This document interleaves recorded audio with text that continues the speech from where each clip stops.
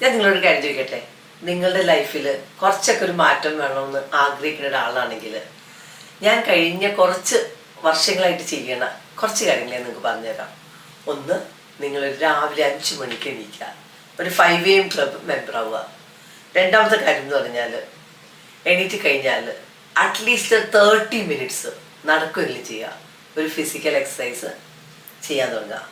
മൂന്നാമത്തെ കാര്യം എന്ന് പറഞ്ഞാൽ 3 ലിറ്റർ വെള്ളം കുടിക്കുക.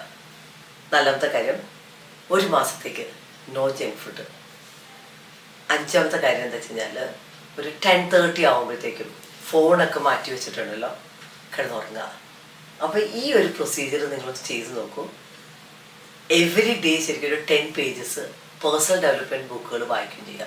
ഇത്രയും ചെയ്യാൻ കമ്മിറ്റഡ് ആണെങ്കിൽ ഒന്ന് ഐ ആം കമ്മിറ്റഡ് എന്ന് കമ്മിറ്റ് ചെയ്യുക.